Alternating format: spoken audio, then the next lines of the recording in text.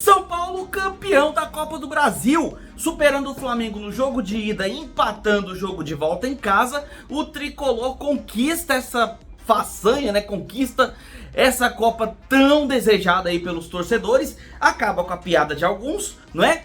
Mas demonstra realmente uma certa ironia, porque o Dorival, seu técnico, se torna bicampeão enfrentando o time que era comandado por ele no ano passado. Vamos falar sobre os dois jogos, falar um pouco sobre cada equipe, dar um apanhado geral, passar os detalhes daquilo que talvez você tenha perdido nessas duas finais. E claro, tentar elucidar um pouco para você, torcedor do Flamengo, e para você, torcedor do São Paulo, enaltecer a sua conquista. Vamos nessa. Fala aí, torcedor que está disputando o campeonato de mata-mata e vencendo! Seja bem-vindo ao canal, meu nome é Victor Gader e vai deixando seu like aqui embaixo, se inscreve no canal, marca o sininho para acompanhar os próximos lançamentos. Não deixe de colocar o seu like ali, porque ajuda demais na divulgação, ajuda demais aí com o crescimento do canal, beleza? Então, sem mais delongas, vamos falar das duas finais, tá? Vamos fazer um apanhado, passar cada equipe e deixar você, torcedor, tanto de Flamengo quanto de São Paulo, ciente do que aconteceu e do que vai acontecer daqui pra frente. Bora! São Paulo e Flamengo não vinham em boa fase, verdade seja dita. O Flamengo faz talvez um dos seus piores anos, perdendo praticamente todas as competições que participou, né? E começou o ano com uma troca de técnico muito questionável. O Dorival, que hoje sagrou-se campeão, ano passado foi campeão da Copa do Brasil também, pelo Flamengo, além da Libertadores. Então assim, era um técnico que tinha conquistado dois campeonatos, duas competições de muita relevância para o futebol. E quando houve a troca dele para o Vitor Pereira, não só a torcida questionou muito essa troca, como toda a mídia esportiva, os torcedores em geral, amantes do futebol, ninguém entendeu, né, o porquê que o Dorival não foi mantido. Esperava-se inclusive que o Dorival fosse para a seleção brasileira com a saída do Tite, mas não aconteceu. E aí o Vitor Pereira veio, fez um primeiro semestre pavoroso, né? Foi substituído pelo Sampaoli e aí o Flamengo acumulou crises internas, brigas internas entre jogador e comissão técnica, né, preparador físico, né, no caso, diretor saindo na porrada com o torcedor, áudio vazado, jogador brigando com o jogador. Então assim, o Flamengo implodindo, né, e o São Paulo, por sua vez, que ficou muitos anos com o Rogério Ceni, né, comandando o time, depois de muito sofrimento e muita reclamação, né, inclusive de alguns influencers do próprio São Paulo, trocou de técnico e aí veio de fato aquele que estava no Flamengo, que era esperado até para a seleção, o próprio Dorival Júnior. E nos primeiros 11 jogos o São Paulo foi devastador. O São Paulo teve 11 jogos de invencibilidade, jogando um futebol que nunca tinha jogado com o Rogério Ceni sob o comando. E aí, claro, depois veio uma oscilação, o Dorival começou a ter que dividir o elenco para várias competições, afinal era Sul-Americana, Copa do Brasil e o próprio Brasileirão. E aí o São Paulo começou a oscilar também. No Brasileirão o São Paulo não vai bem, né? Tá ali na sua 13ª colocação, se não me engano. Enquanto isso o Flamengo lá na parte de cima da tabela, mas também não disputa o título ainda, pelo menos, né? Tem chances? Tem, mas tá meio longe. E aí, galera, o Flamengo é eliminado da Libertadores, o São Paulo é eliminado da Sul-Americana, sobrando para essas equipes apenas o Brasileirão e a Copa do Brasil. Só que psicologicamente falando, quem chegava melhor era o São Paulo. O Flamengo implodindo, como eu falei. E o São Paulo, apesar de ter suas oscilações e não ir bem no Brasileirão, pelo menos na janela de transferência, fez as melhores contratações do futebol brasileiro, na minha humilde opinião. Que foram o Lucas, né, que volta a vestir a camisa do São Paulo depois de praticamente 10 anos ou mais, né, se não me engano, fora do Brasil, jogando na Europa. E o Rames Rodrigues, que estava encostado, fazia tempo que não jogava, mas é um jogador internacional, já vestiu a camisa do Real Madrid e hoje defende as cores do São Paulo, fora as outras contratações, né? E o elenco, que não era exatamente ruim, o elenco do São Paulo nunca foi ruim, mas que não se encontrava com o Rogério Ceni, parece que se encaixou muito bem com um técnico como o Dorival Júnior, que faz uma coisa que é essencial no Flamengo e não aconteceu, e vem acontecendo no São Paulo, que é gestão de elenco. O Dorival é um técnico que consegue gerir muito bem seu elenco e fazer com que esse elenco desenvolva bem o seu futebol de maneira individual e também coletiva. Ele fez isso no Flamengo ano passado, faz isso no São Paulo esse ano.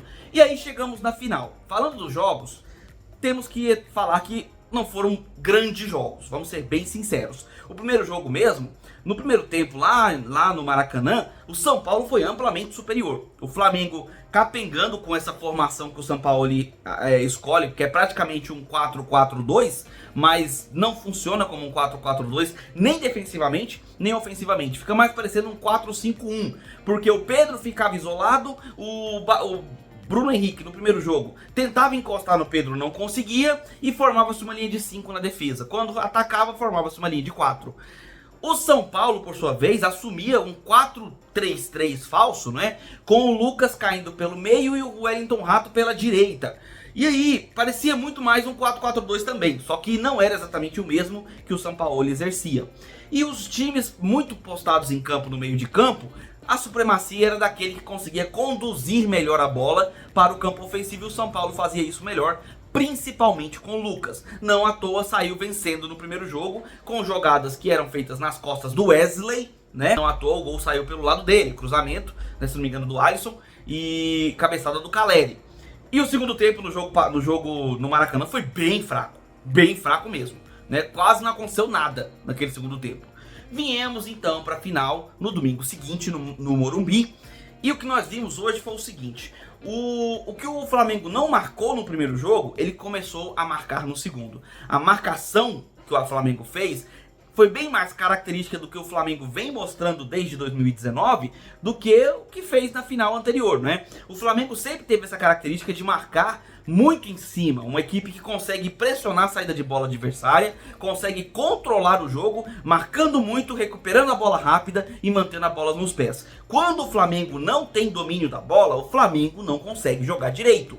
Isso ficou claro no primeiro e no segundo jogo, porque quando o São Paulo recuperava a bola e conseguia trabalhar com alguma tranquilidade, levava perigo pro gol do Rossi. Mas quem trabalhou de verdade nesse segundo jogo foi o Rafael. O Rafael fez duas grandes defesas antes de levar o primeiro gol, sendo que no primeiro gol ele ainda defendeu o chute do Pulgar, que bateu na trave e aí por sorte bateu na canela ali do Bruno Henrique, entrou pro gol.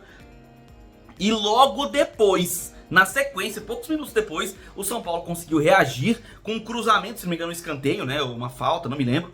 E aí a bola rebatida para fora da área e o Nestor, numa finalização assim de raríssima felicidade, conseguiu fazer um golaço que empatava o jogo, né? E aí ficava ruim pro Flamengo. O Flamengo precisaria novamente sair para tentar pelo menos o empate para levar a decisão para os pênaltis.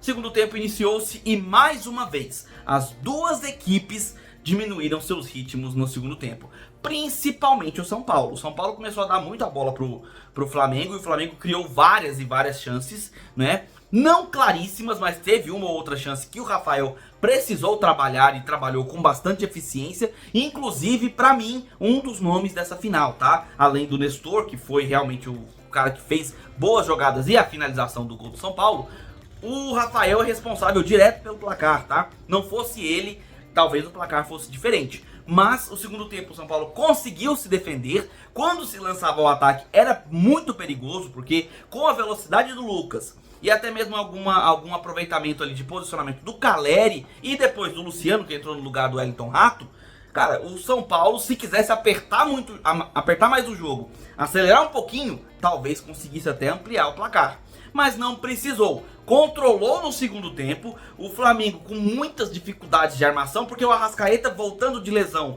muito abaixo daquilo que é capaz de fazer, o Pedro um pouco desaparecido no jogo, o Bruno Henrique buscando o jogo, mas sem aquele apoio, sem aquele jogador para encostar, porque o Ayrton Lucas não estava correspondendo naquele lado, não estava conseguindo aproximar para fazer uma tabela. Então o Flamengo dependia muito mais do Gerson no meio de campo e o Pulgar, que estavam tentando se lançar mais ao ataque, do que o próprio Arrascaeta ou do Bruno Henrique. Tanto é que o Gerson foi um dos jogadores que mais tocou na bola nessa segunda partida, né? Mas não conseguiu, né, auxiliar tanto assim. Teve uma chance no primeiro tempo, mas o Rafael cobriu bem ali, né?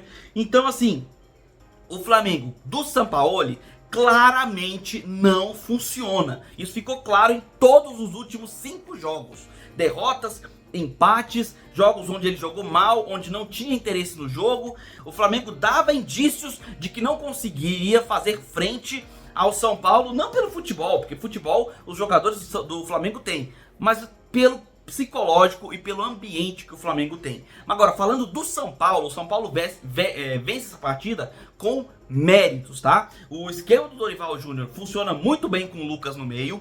Preferiria o Lucas um pouco mais pela direita e o Rato mais centralizado, porque eu acho que eles jogam melhor nessas posições.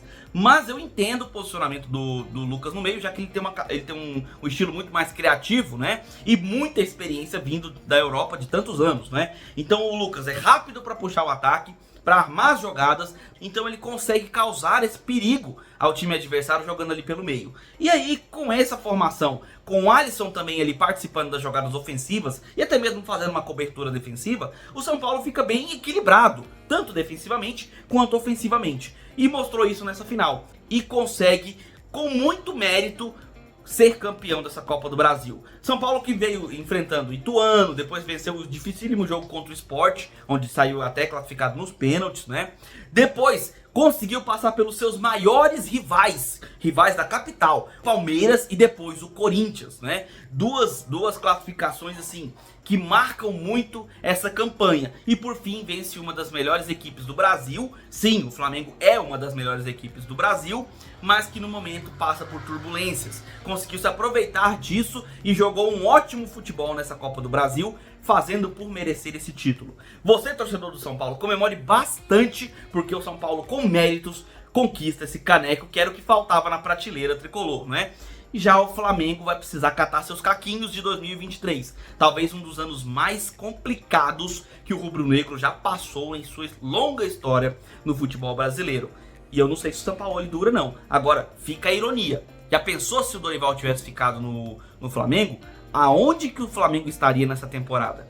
Teria sido campeão mundial? Teria sido campeão da Libertadores?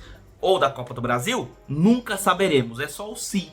Mas a ironia é, o Dorival Júnior consegue o título vencendo uma equipe que poderia jogar melhor, não fosse toda a sua turbulência interna. E muito disso talvez se deva às decisões da diretoria do Flamengo em troca de comando. Essas trocas simplesmente não funcionaram em 2023. Essa é a minha análise. Se você gostou, se você curtiu, deixe seu curtir. Não curtiu? Deixa o joinha pra baixo, mas diz nos comentários a sua opinião, beleza? Se inscreve no canal para acompanhar os próximos vídeos, vai marcando o sininho para receber notificações dos próximos lançamentos. Vou ficando por aqui, um abraço a todos e a gente se vê nos próximos vídeos. Um abração e até mais.